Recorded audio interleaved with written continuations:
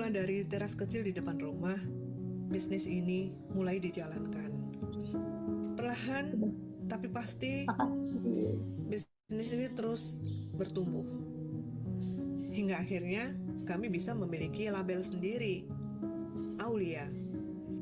Dan alhamdulillah dengan cara seperti itu, penjahit saya yang perempuan-perempuan yang ada di rumah, mereka mesin jahitnya memang saya pinjemin ya. Saya pinjemin mesin Namun jahit, mesin tahun ubras lengkap kayak gitu. 2015 akhir, Suami-suaminya yang cahaya tadinya Aulia mulai sopir, yang meredup, tadinya kerja terus melemah, dan di akhir 2016 Aulia seakan-akan hidup segan mati tak mau. Menyadari cahayanya yang terus meredup, kami berbenah dengan segala daya upaya untuk membuatnya bersinar kembali.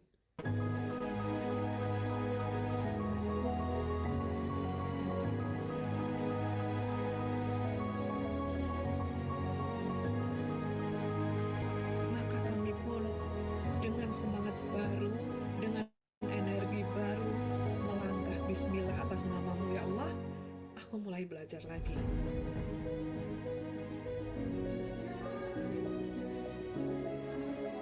Bisnis ini pun menguat, meluas, dan alhamdulillah menebarkan kemanfaatan untuk orang-orang di sekeliling kami.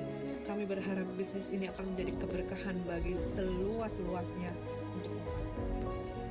Tahun 2018 Aulia bertransformasi menjadi Aulia Fashion, dan kini kami telah memiliki pabrik dengan alhamdulillah ratusan penjahit di dalamnya dan ribuan mitra Aulia di seluruh Indonesia. Ini adalah entry point kami untuk melejit menjadi bisnis startup fashion muslim terbesar di dunia.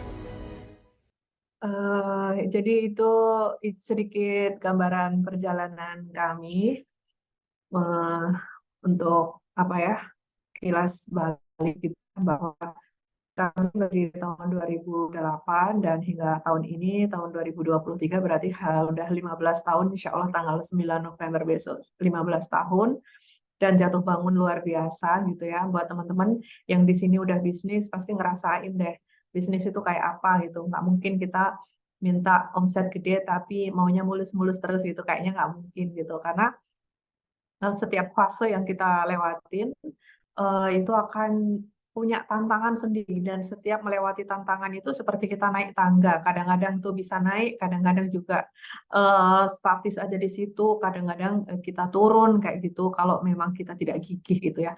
Jadi jujur aja memang menekuni bisnis Aulia di 15 tahun ini tuh luar biasa banget gitu. Tapi itulah nanti yang akan Bunda sharingkan bagaimana melewatin 15 tahun Aulia hingga hari ini gitu.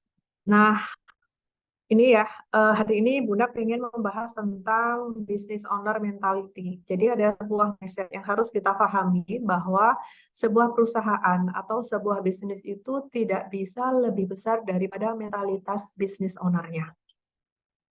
Kalau sebagai seorang business owner, kita itu cara berpikirnya itu sempit dan kecil, jangan berharap bisnis kita akan besar. Kita yang harus diperbaikin dari sebuah bisnis itu yang pertama adalah ownernya. Dan itu sudah Bunda rasakan banget tahun 2016 waktu Aulia jatuh. Itu rasanya udah nggak bisa bergerak sama sekali. Aku nggak tahu aku harus gimana lagi gitu. Nah, itu akhirnya kami memutuskan sepanjang 2017 itu Bunda dan Babe itu belajar dari satu workshop ke workshop lain. Saat itu tuh kondisi penjualan tuh lagi drop banget sampai minus-minus gitu ya. Dan hutang ke supplier juga menumpuk gitu ya. Tapi sebuah kalimat ini menyadarkan Bunda dan Babe bahwa kalau kita mau bisnis ini tumbuh kembali, besar lagi, maka yang harus kita perbaikin adalah mindset diri kita gitu. Akhirnya Bunda dan Babe itu memutuskan untuk ikut workshop bisnis setiap bulan satu workshop, dan kami anggarkan cukup besar waktu itu. Walaupun kondisi sedang nggak ada uang gitu ya, tapi kami berusaha untuk tetap ikut kelas-kelas workshop sepanjang 2018, sepanjang 2017.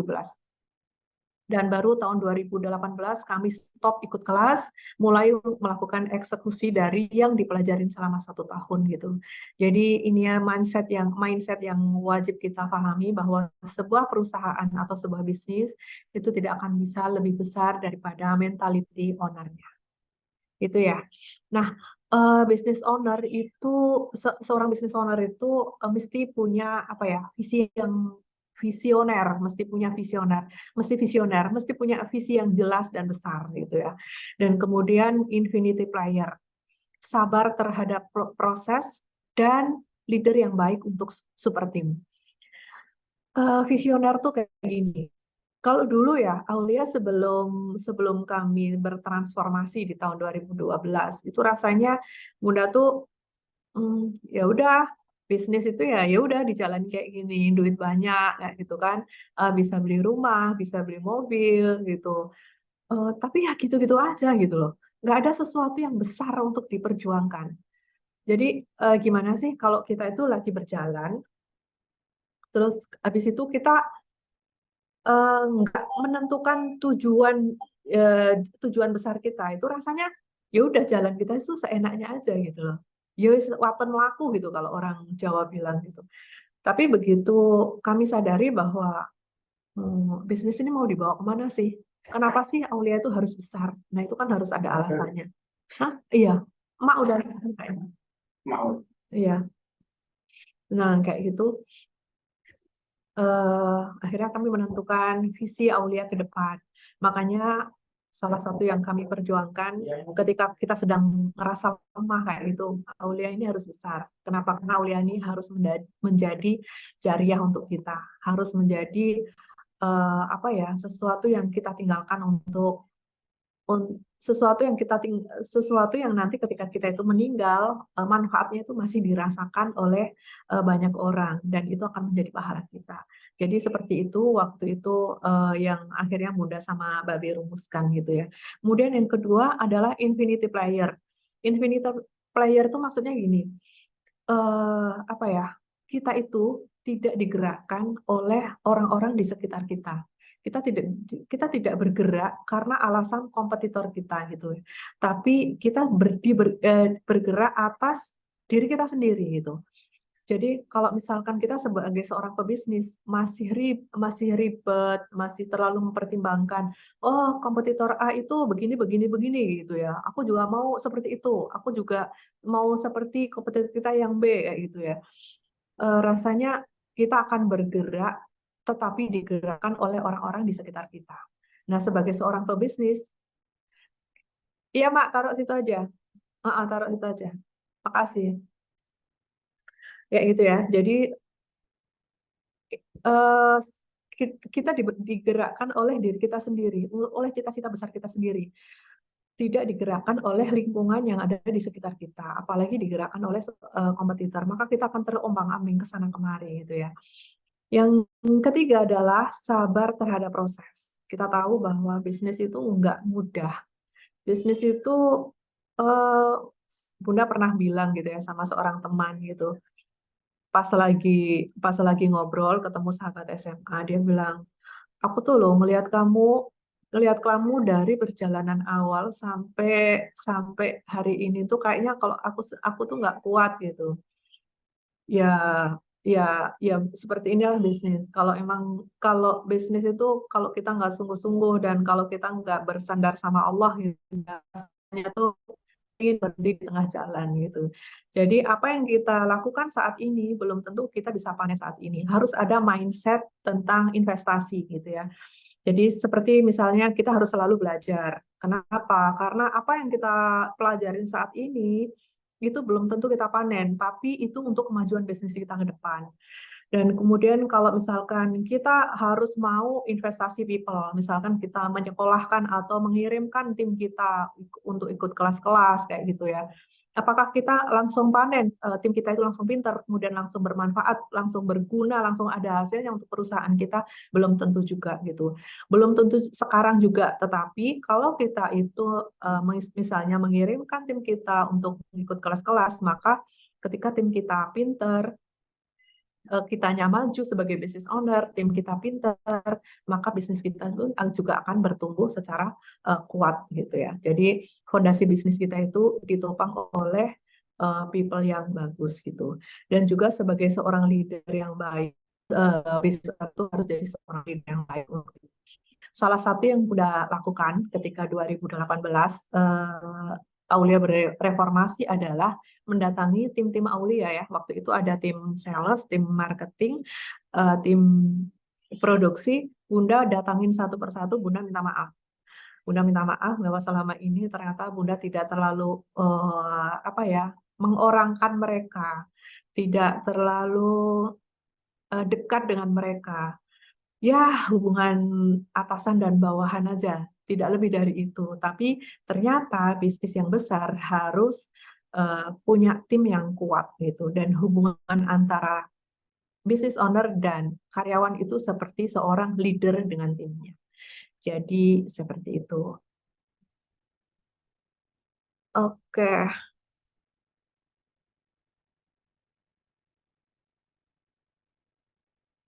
Seseorang yang visioner adalah dia yang punya cita-cita besar, jauh ke depan, dan berkomitmen untuk mewujudkannya.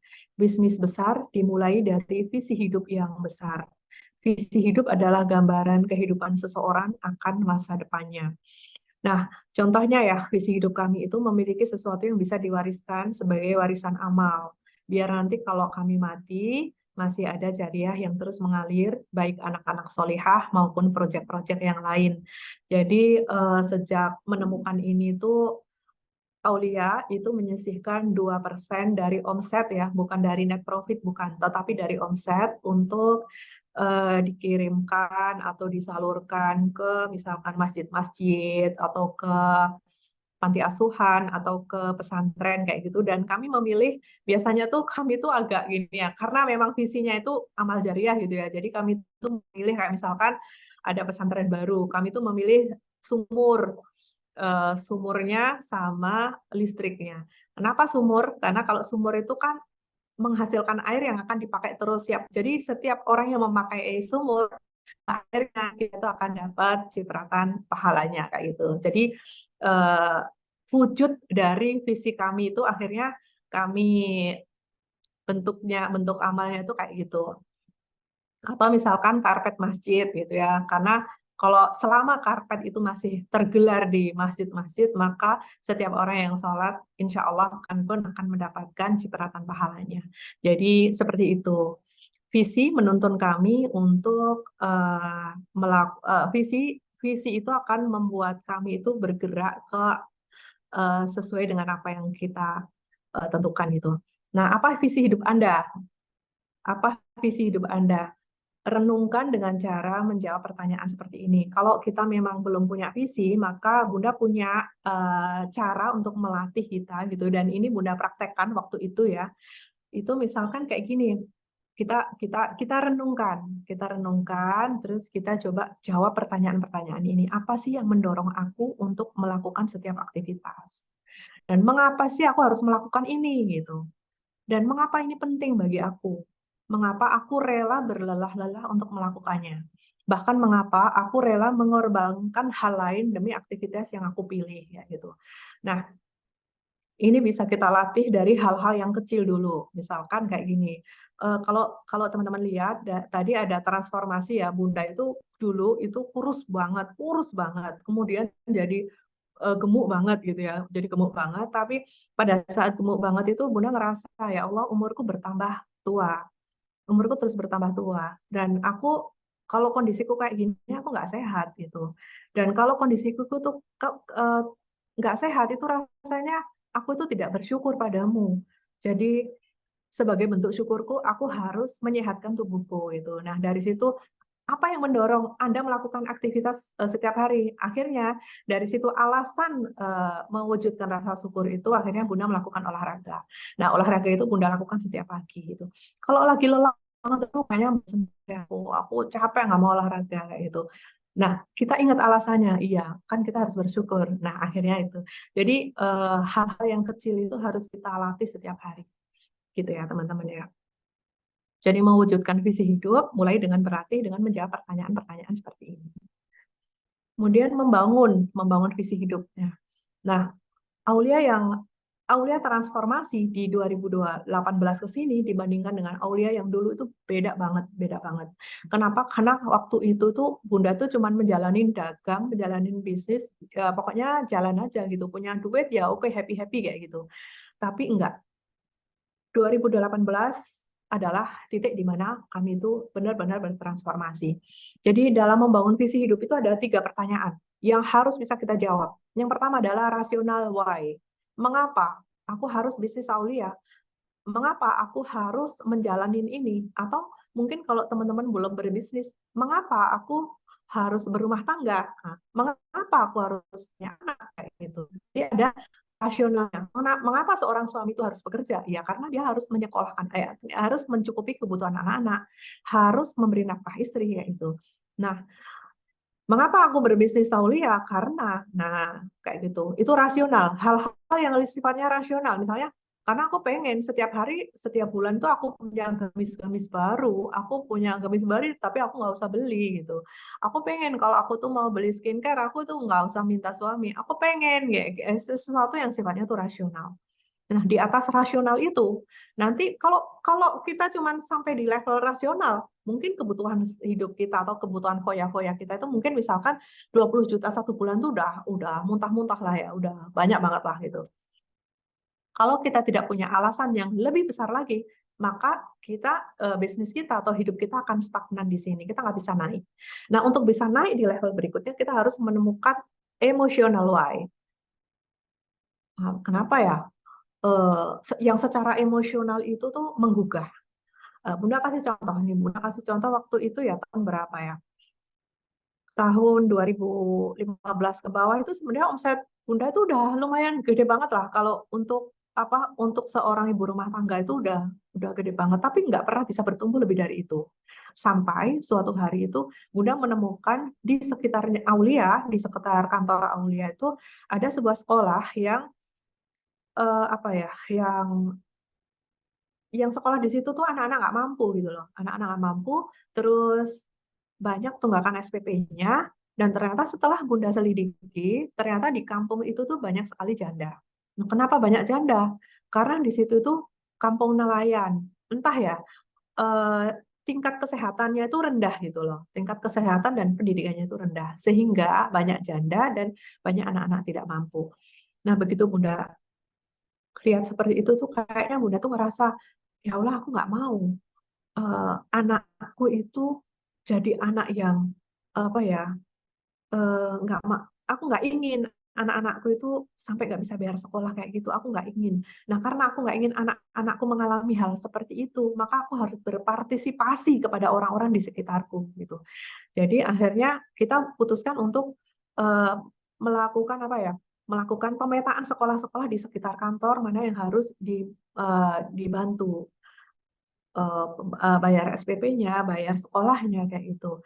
Nah, alasan emosional itulah yang akhirnya menggerakkan kita untuk, waduh, kalau omset kita cuma segini nggak cukup ini untuk membiayai orang-orang di sekitar kita. Ini semakin banyak nih, semakin banyak. Dan ternyata semakin membesarnya alasan itu seperti kita itu membesarkan wadah. Jadi kalau misalkan kita itu mau nadain air hujan gitu ya, kalau rasional why itu mungkin pakai ciduk. Tapi kalau emotional why itu pakai ember. Nah, nanti ada di atasnya lagi itu spiritual why. Kalau emosional, secara emosional kita sudah menemukan, kita sudah menemukan dan sudah melakukan. Apalagi ya? Apalagi dan ternyata di situ ada namanya spiritual big why.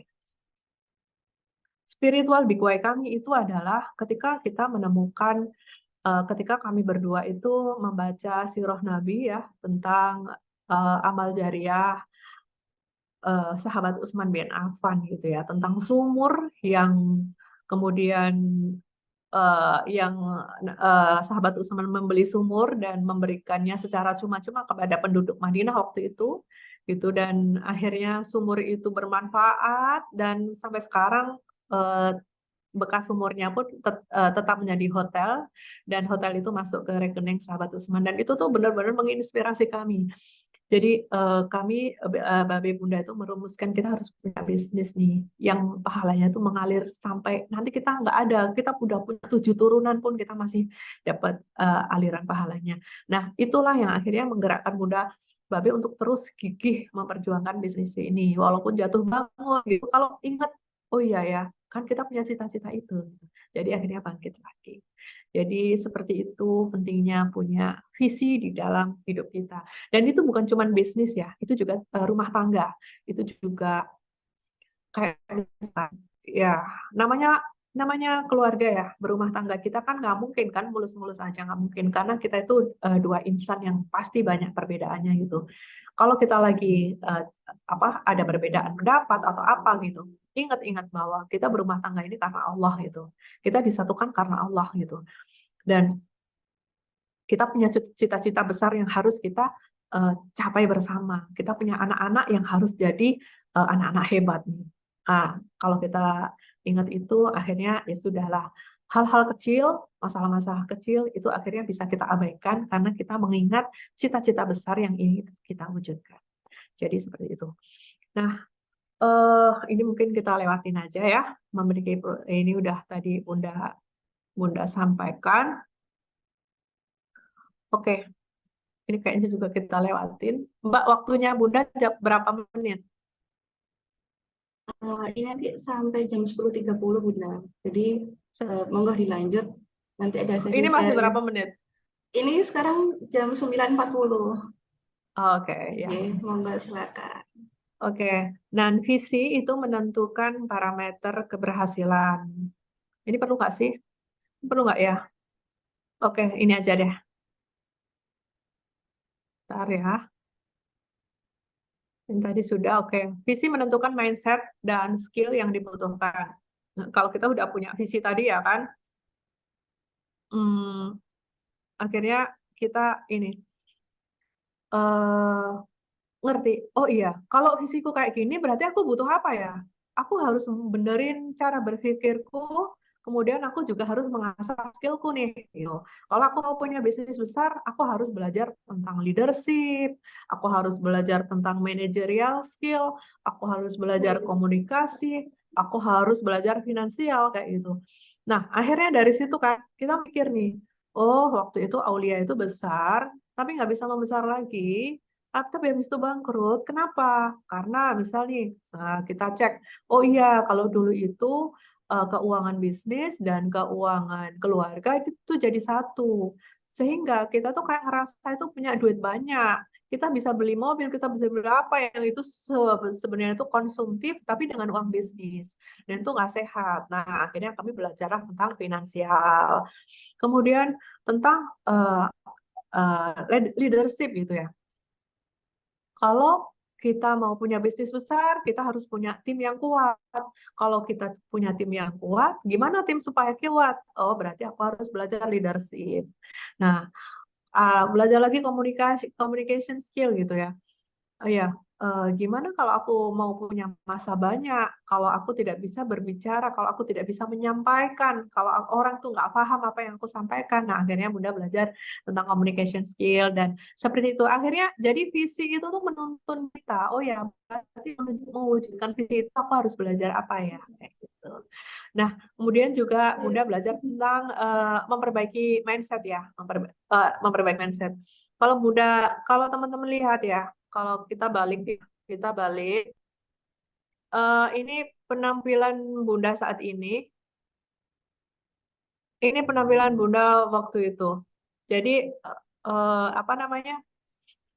Pada akhirnya belajar tentang konsep diri, belajar tentang apa ya bakat yang Allah titipkan di dalam diriku, apa ya keistimewaan yang Allah titipkan dalam diriku, itu melatih kita itu lebih percaya diri. Dan percaya diri itu salah satu modal yang besar kalau kita mau bisnis kita itu bertumbuh. Kita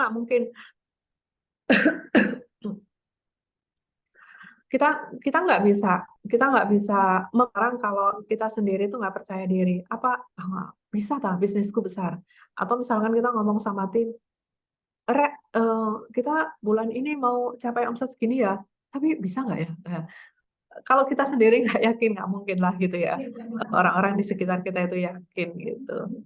Nah, Buddha juga belajar tentang konsep rizki, tentang konsep harta, gitu ya, bahwa ternyata harta dan rizki itu dua hal yang berbeda. Cara datangnya berbeda, ya kan? Jadi, nah ini akhirnya kita dari satu sisi kita mempelajari mindset dan skill. Yang kedua, infinity game. Infinity game. Jadi musuh terbesar dalam bisnis kita bukanlah kompetitor, melainkan kelemahan diri kita sendiri. Yang disebut infinity game adalah musuh terbesar di dalam bisnis kita, kompetitor, melainkan kelemahan diri kita sendiri. Jadi kalau misalkan kita bisnis ya, kalau fashion gitu kan ya, ada kompetitor A, B, C, D, E, F, G gitu ya. Sebenarnya kalau kondisi lemah, waduh penjualan kita kok kayak gini ya, kenapa ya? Iya sih, itu si kompetitor A itu melakukan ini, kompetitor B melakukan ini. Enggak, bukan itu gitu ya. Tapi kelemahan diri kita sendiri. Kayak misalkan, oh iya, coba karena produk kita itu tidak menjawab kebutuhan pasar. Contoh nih, sekarang orang-orang tuh butuhnya itu baju yang seperti ini, tapi ternyata kita buatnya kayak ini, kayak gitu. Atau misalkan karena pelayanan kita itu nggak bagus gitu ya. Jadi infinity game itu maksudnya kesalahan terbesar, kelemahan terbesar dari bisnis kita itu adalah diri kita sendiri. Jadi bukan kita itu kalah oleh kompetitor karena kompetitor melakukan A, B, C, D, E yang itu menjatuhkan kita, bukan. Tetapi karena kita tidak melakukan improvement, kita tidak melakukan inovasi, dan kita tidak memberikan pelayanan yang bagus, dan lain-lain. Kita simak sebuah video sebentar ya. Quagmire. Now let's look at business. The game of business has pre-existed or has existed long before every single company that exists on this planet today. And it will outlast every single company that exists on this planet today. There's no winning the game of business. And the reason is because we haven't agreed to the rules. I get such a kick out of this. You realize how many companies actually don't know the game they're in, right? Listen to the language that the companies use. We're trying to beat our competition. We're trying to be number one. Did you know that we were ranked number one? Look at the listing.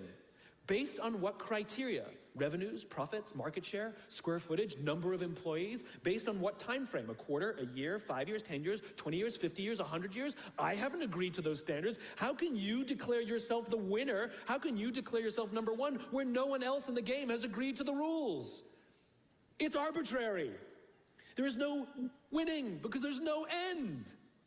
In other words, companies are playing finite games. Listen to their language. They're trying to beat their competition.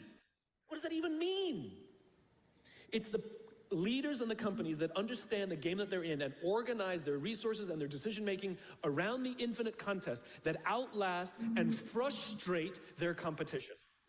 All the companies that we refer to as the exceptions, Southwest Airlines, Apple Computers, Harley Davidson, they're the exception. No, they're playing the infinite contest. They frustrate their competition, is what happens. That's what happens, because they're not playing to win. Jim Senegal, the founder of Costco, which is the only real company that gives Walmart a run for its money, he says public companies are looking to succeed. Jadi kira-kira seperti itu.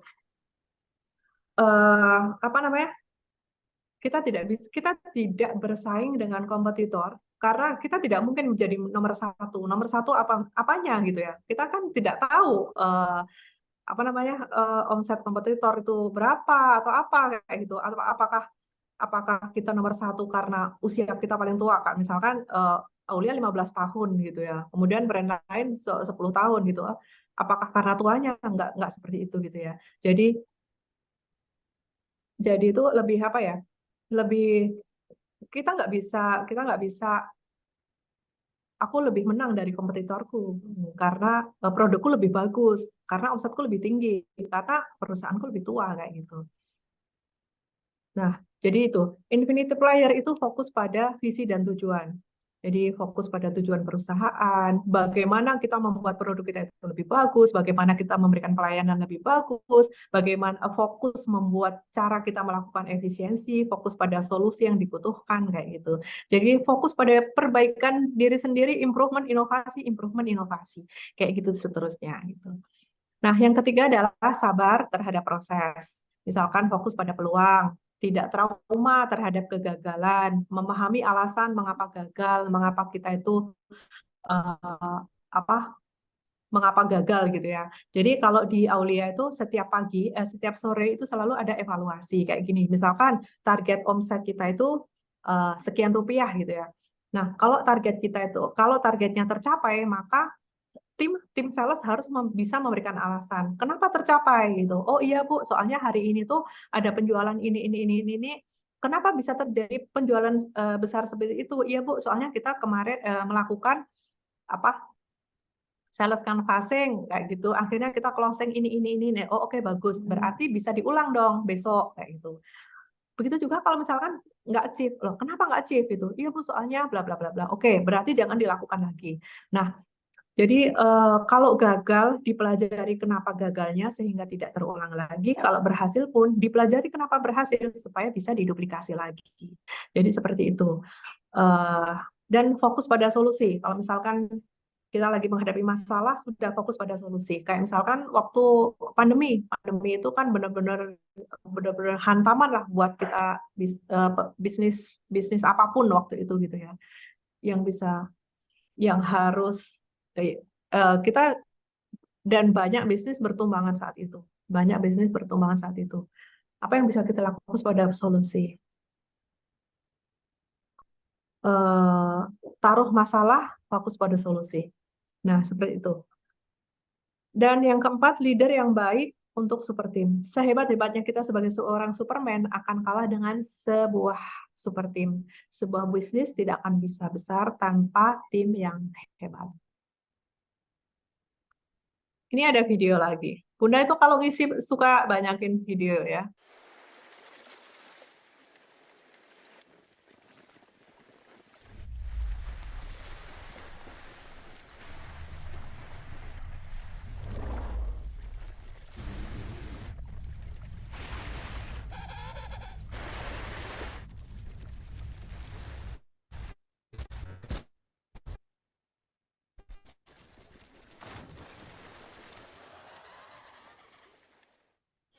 Okay, come on, everyone, we're behind schedule. You know what's gotta be done. Move it, move it, move it. Hey, you there, pick up the pace. You're falling behind. Come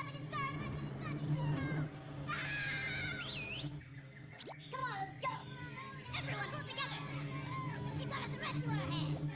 You there. Here we go.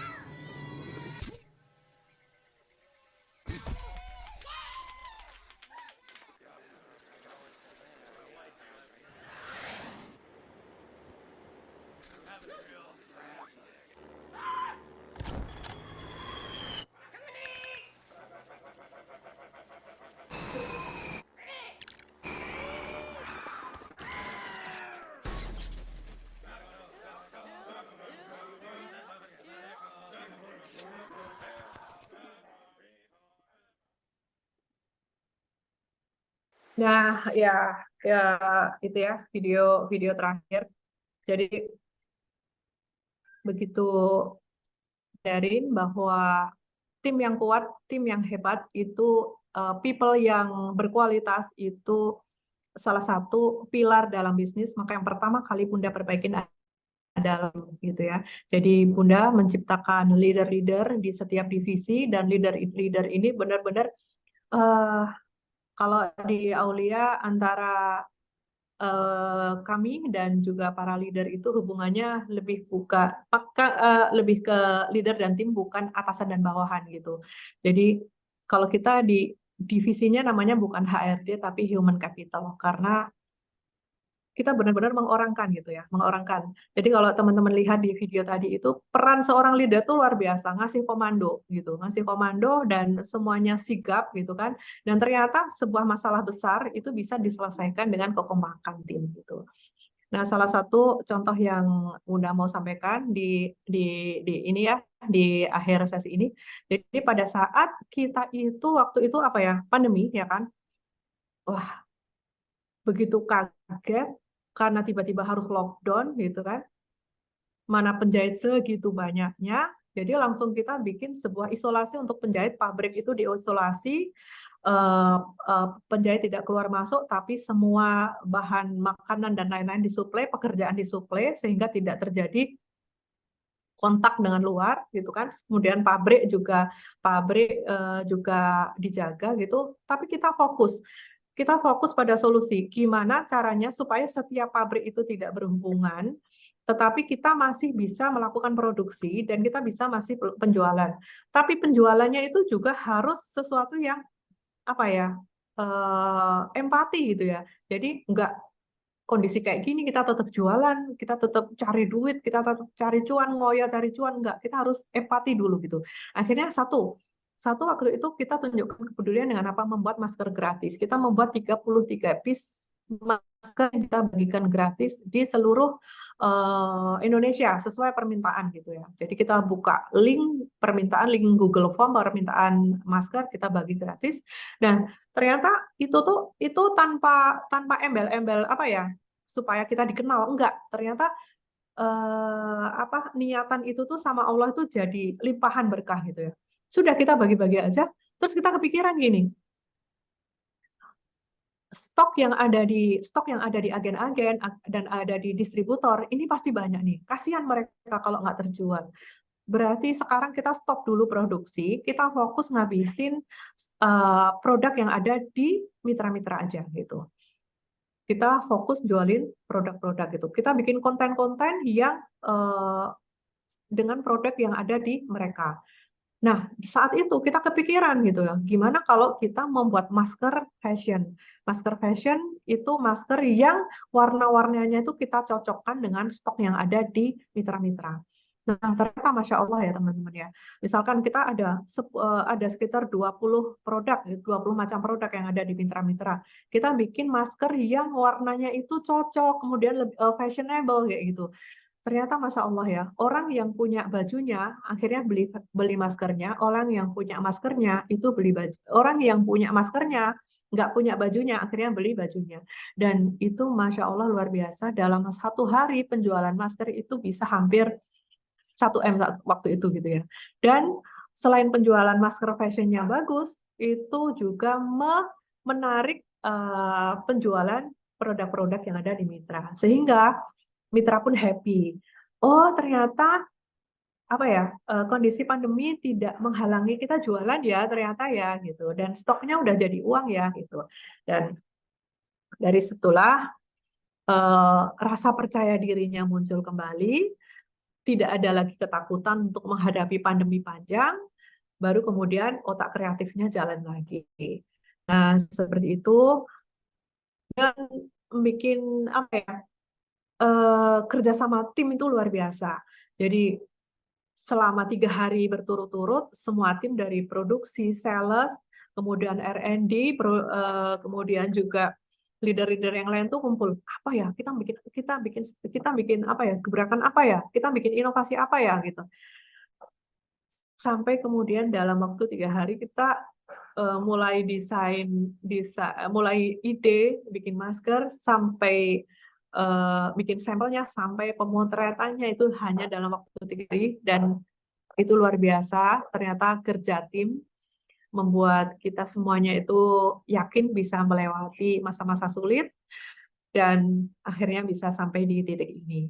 Dan selalu seperti itu. Bisnis kan nggak mungkin stagnan, bisnis kan nggak mungkin statis gitu ya, pasti dinamis. Habis menghadapi kesulitan pandemi, ada fase di mana menghadapi kesulitan yang lain, ada fase lagi menghadapi kesulitan yang lain, dan ternyata kekokohan tim, kegigihan tim, dan saling percaya antara tim itu luar biasa untuk membuat Aulia bisa sampai di titik ini.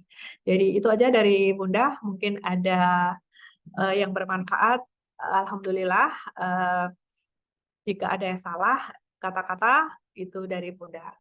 Billahi taufiq wal hidayah. Assalamualaikum warahmatullahi wabarakatuh. Saya kembalikan ke Mbak Nisa. Waalaikumsalam warahmatullahi wabarakatuh.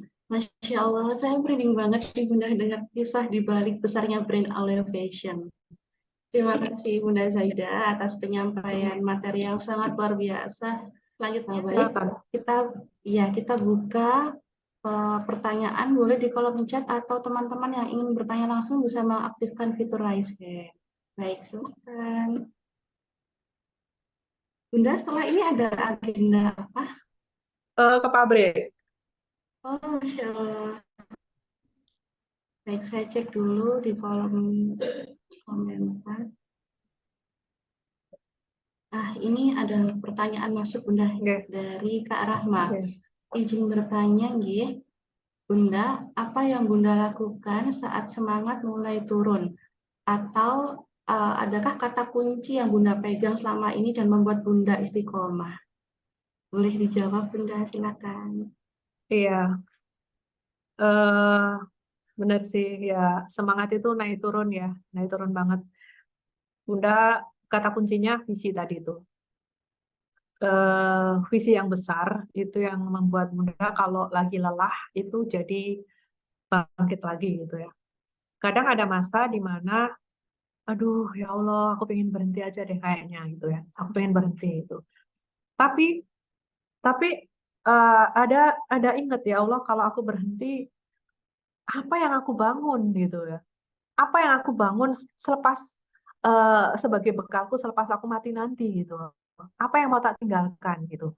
Satu itu. Terus yang kedua, kalau lagi ngerasa lelah itu ngerasa gini, ya Allah aku menghadapi ujian dan aku ngerasa lelah.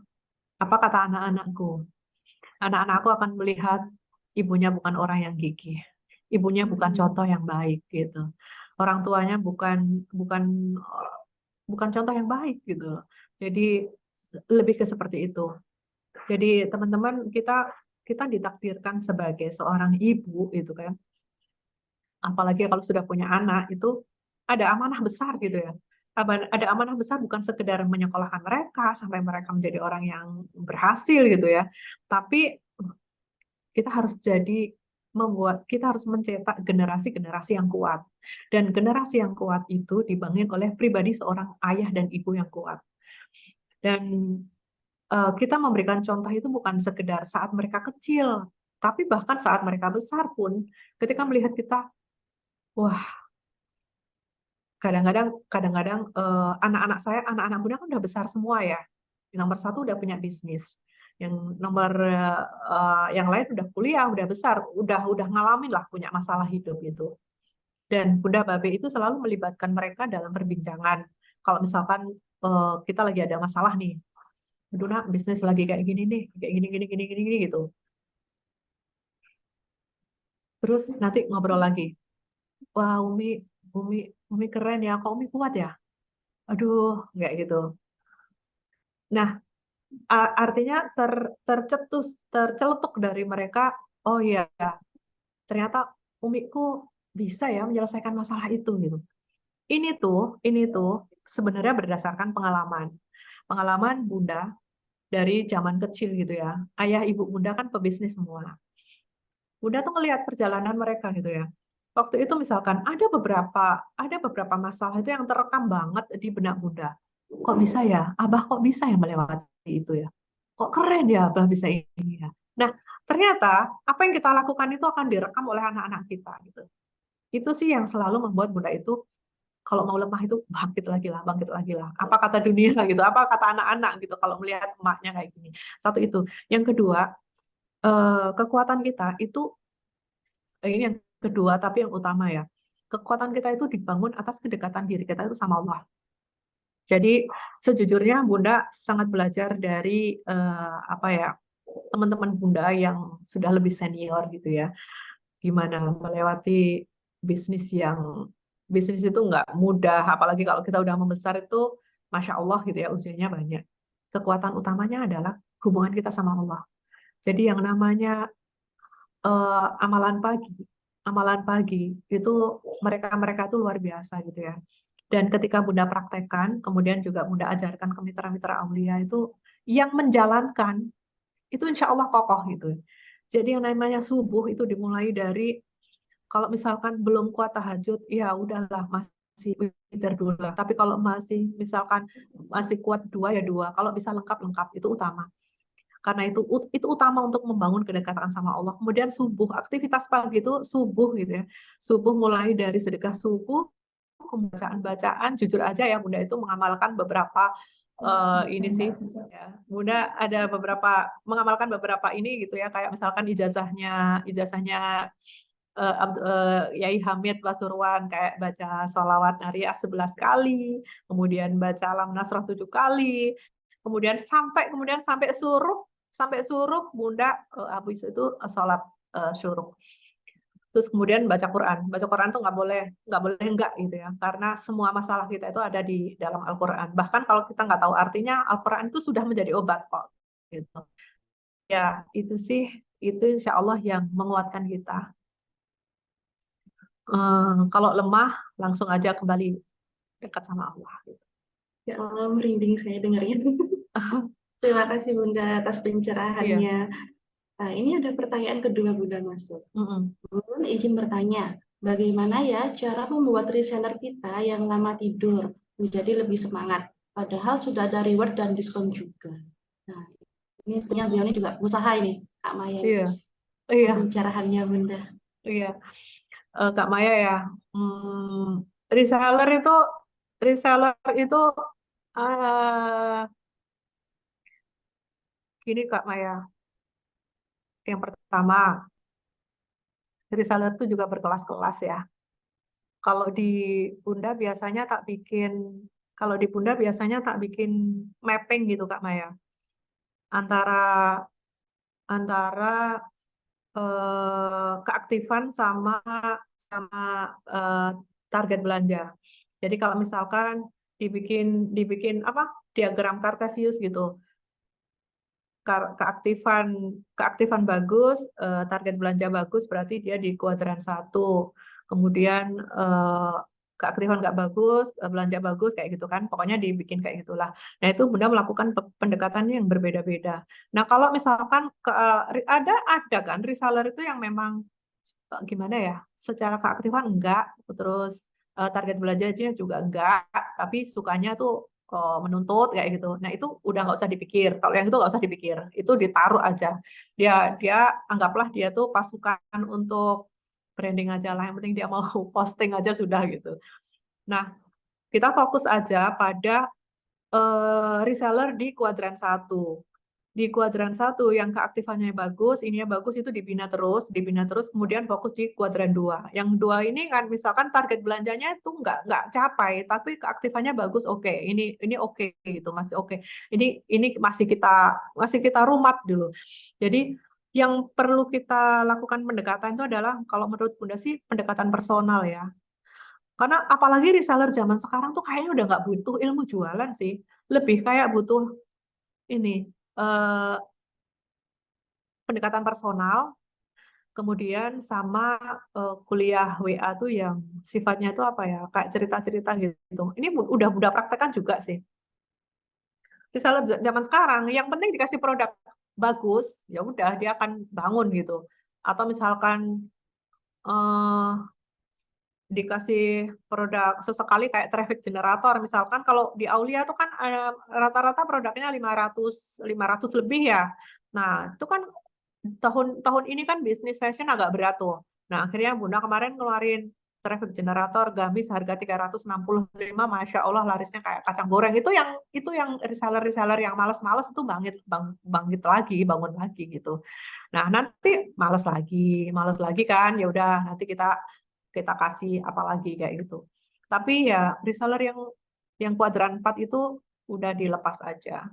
Nggak usah terlalu dipikirkan, anggap aja dia pasukan untuk branding. Kalau yang lain lebih Bunda kalau ngisi itu hampir nggak pernah ngajarin jualan gitu, nggak pernah sih.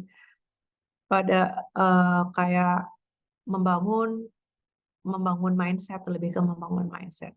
Karena kita tidak bisa menggerakkan mereka ya, yang menggerakkan mereka adalah diri mereka sendiri gitu.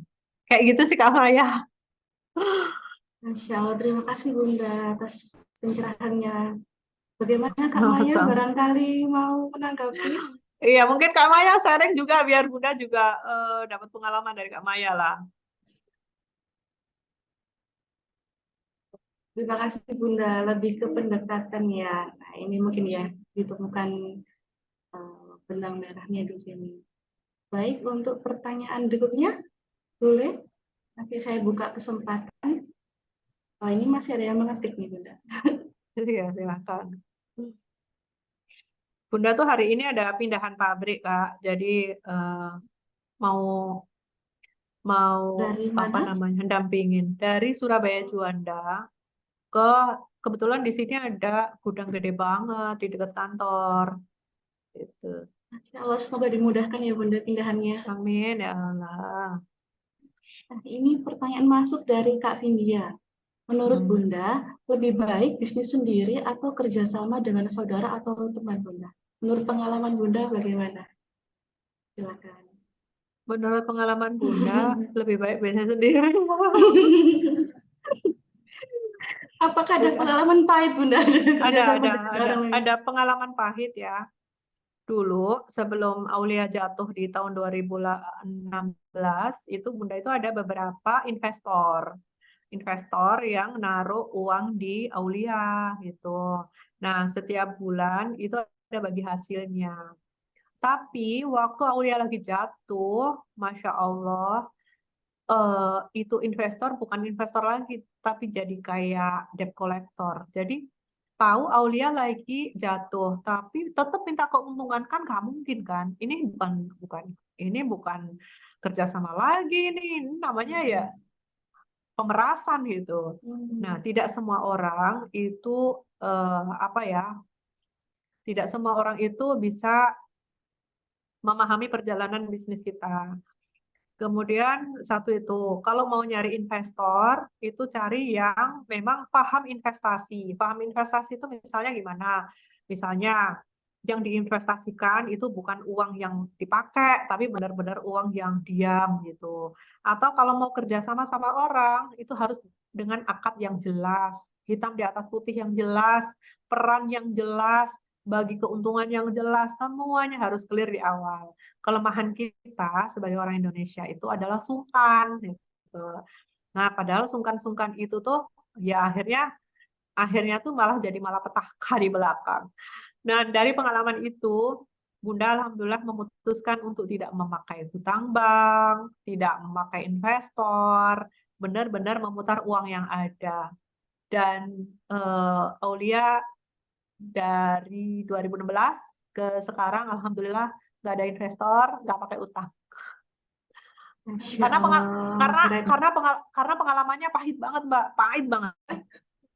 Karena investor itu ya datang marah-marah sampai mau dipolisikan ya Allah, padahal uangnya juga nggak seberapa, nggak mau dipolisikan karena nggak ngasih bagi hasil itu kan, ini kan nggak manusiawi gitu loh, gitu.